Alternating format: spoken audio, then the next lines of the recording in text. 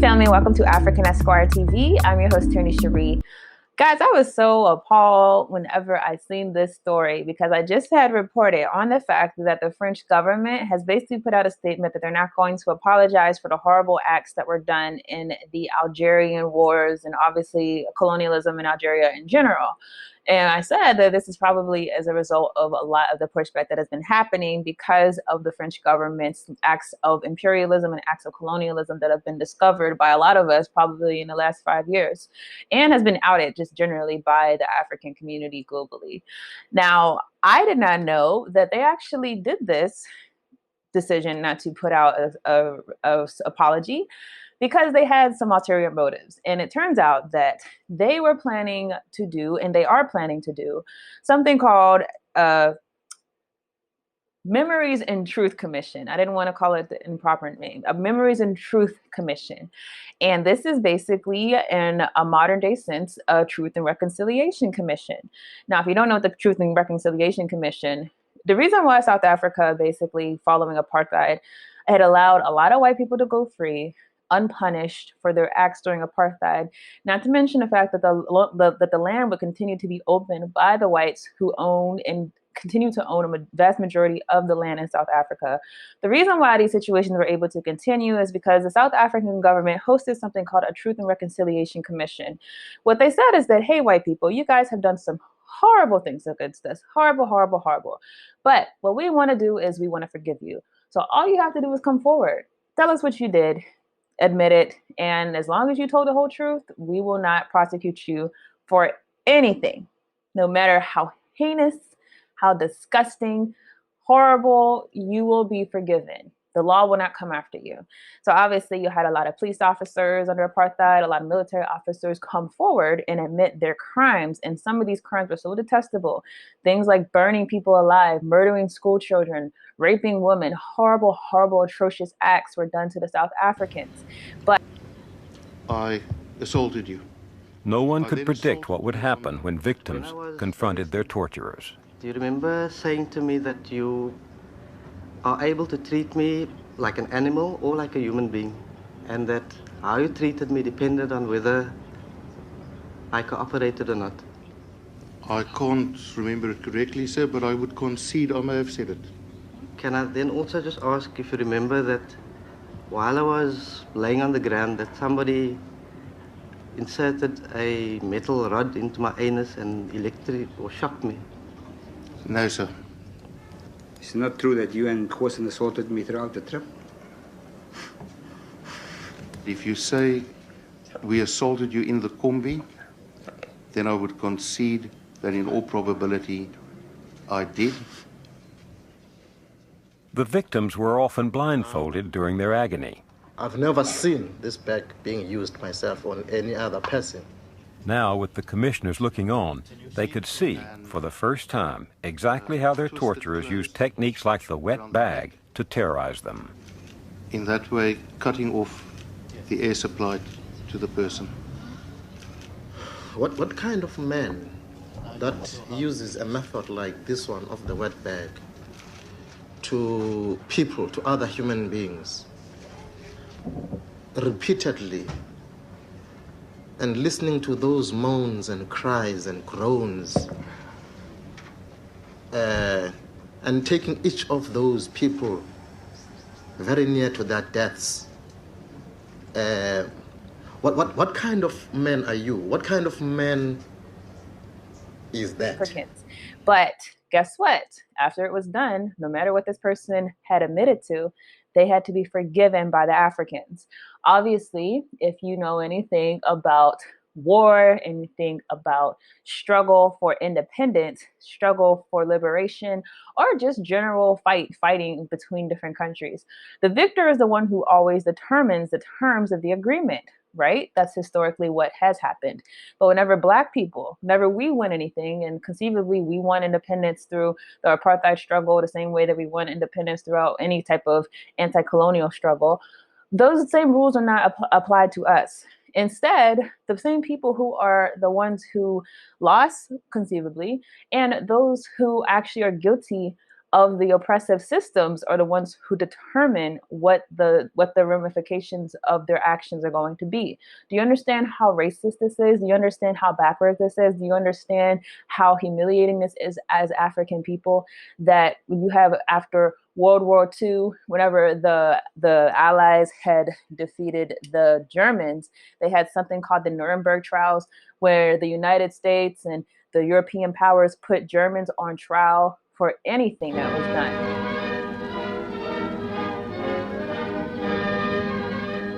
Taking their places in the famous Nuremberg courtroom, judges of the Allied Military Tribunal begin the trial of minor war criminals.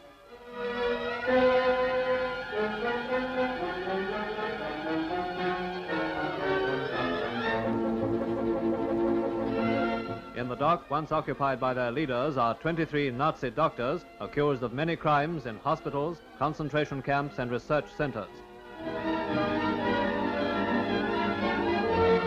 Number one defendant is Karl Brandt, formerly Hitler's personal physician and a general in the Waffen-SS. Next in importance is Siegfried Handlöser, a former medical chief of the Wehrmacht.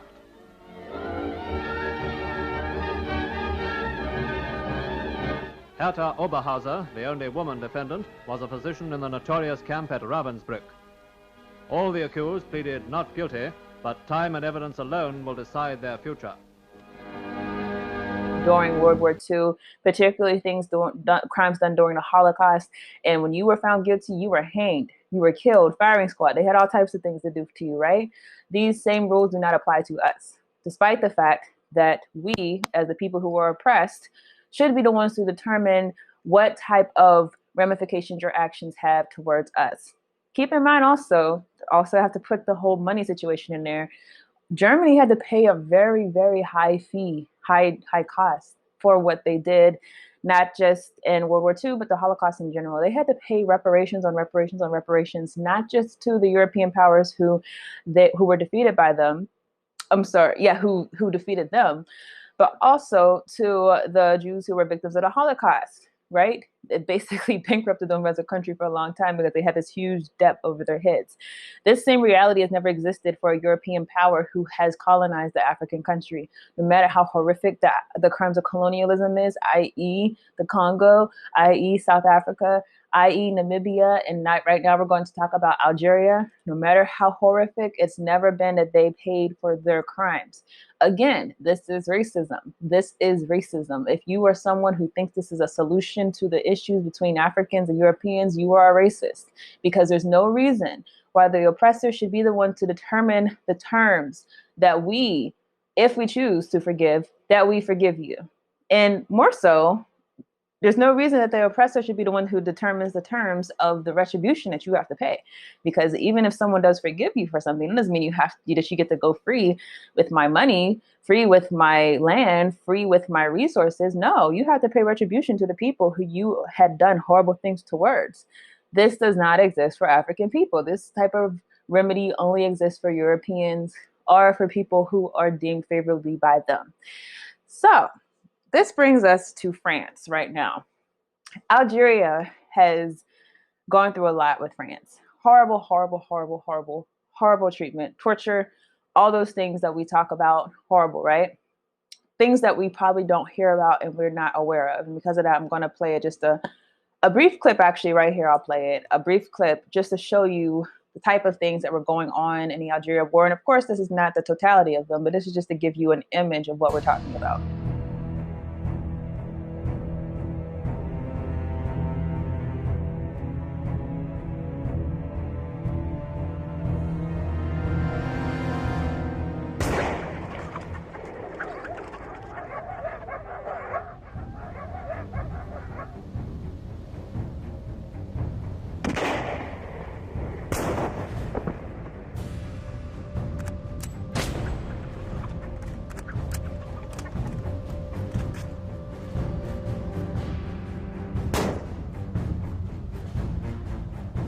La haine et la peur se sont installées partout. Il s'y mêle désormais la soif de vengeance des milices civiles que Soustelle cherche à désarmer afin d'éviter l'escalade du sang.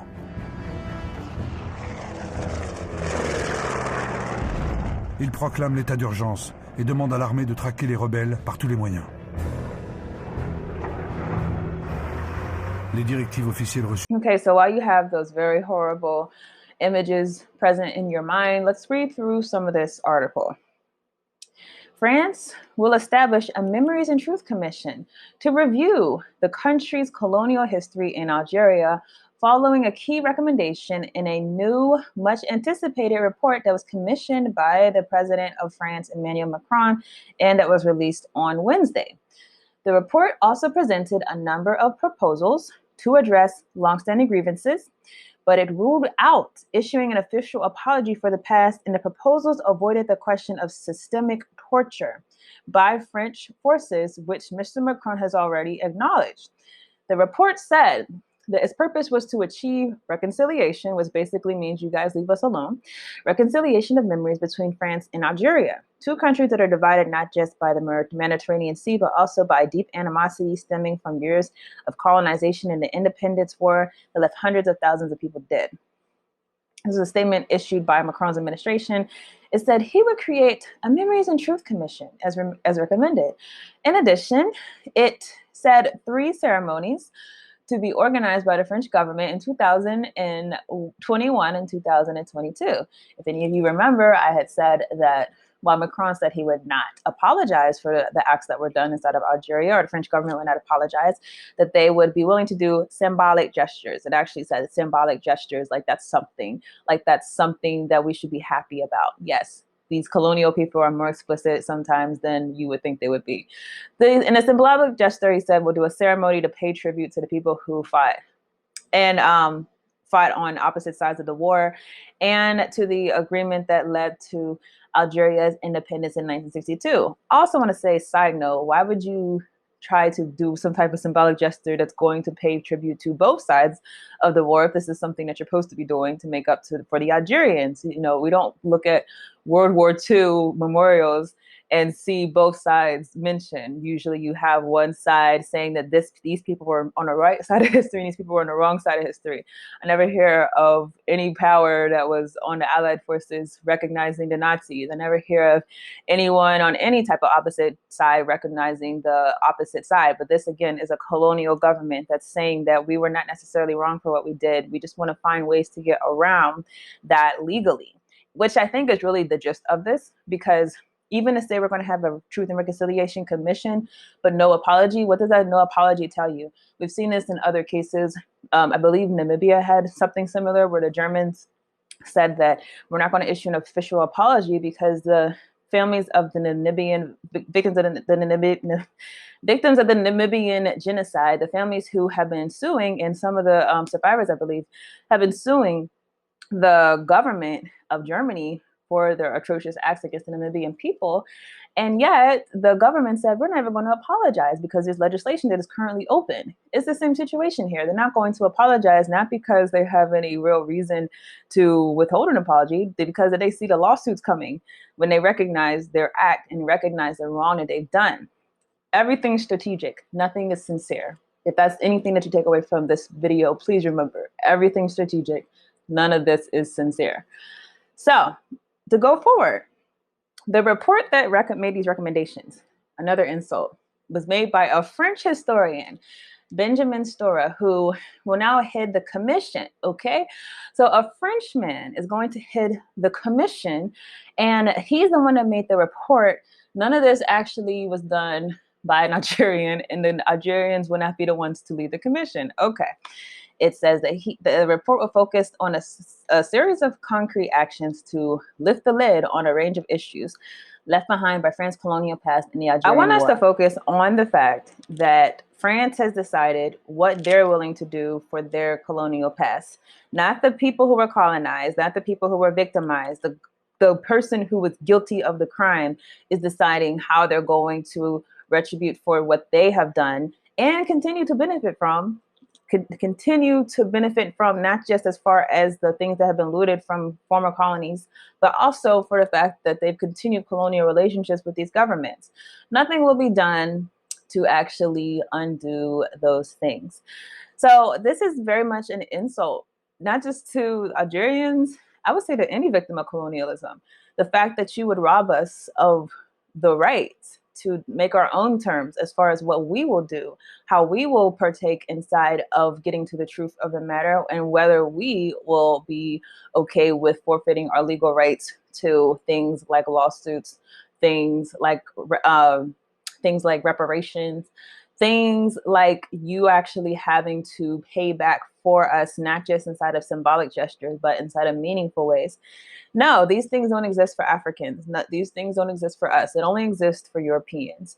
So I say again, this is racist. People who support this commission are racist, and we have to start standing against these things, because this is really an attack on our freedom, really, if you think about it. This excuses colonialism. It says that we can do these horrible acts to you, and then afterwards we can do some type of surface level symbolic commission where we say we forgive ourselves and you're going to be happy just knowing what happened. This is the type of precedent that this can set. So I encourage you all, do not be okay with this. Do not celebrate it. Certainly do not celebrate anything symbolic that does not change your causal situation that you have been put in because of the acts of your oppressor. Because these only bolster their position. This only gives them the ability to continue doing what they're doing. And as much as I get sick of talking about France, they just keep doing and keep doing and keep showing that they're not going to move in any type of meaningful way for those people who are victimized by their government. That's all I have on this video. I'll see you guys in the next video. Family, this is Tierney Cherie. I'm here to make an announcement that I'm very, very excited to make. I'm excited because I really think this is something that is important for our people. Otherwise, I would not have devoted so much time and energy towards it. So I finished my first book, and the book title is Fostering False Identity: The Child Welfare System's Design of Social Control of the Black Family. Now, why is this book something that I think will be very important for our community? Well, number one, it's dealing with the system of white supremacy, particularly the way that the system has targeted our children. If you don't know, our children are literally our future. Without our children, we have no future. And so understand that the system is very crafty when figuring out what to derail first. And to me, it's no mistake that the system particularly went after the Black family. If you look at what happened whenever we were enslaved by this system, and continues to go after the Black family, continues to go after Black children, continues to try to villainize African parents. So for that, I wanted to particularly talk about this subject. Now, the other thing that the book will deal with is our African identities. Why is it that our African identities are a threat to this system? Why is it that whenever we want to identify ourselves as being African, we get so much drawback inside of the Black community? I think a lot of us are not aware of the history of assimilationist thought inside of our community, this idea that we have to be close to white in order to be accepted. And so that's another subject that we delve into in this book. So I'm hoping that anyone who is, obviously, if you're a parent, a Black parent, and you really want to understand why it is that these systems are going after your children, I encourage you to read this book. I hope that it will arm you with a lot of knowledge and a lot of foresight, not just about how to protect your own children, but how to organize in your community, because that's really the purpose of the book, is to say that we have to organize among ourselves in order to protect ourselves from this white supremacist system. And then obviously, if you're an organizer in general, this is something that I think is important for you to read, because like I said, this is a subject in the Black community that we just don't discuss enough. Child welfare is not something that is going to get enough attention. People, obviously, will organize them around other causes, but this is one that is really important that I feel like we have to pay more attention to.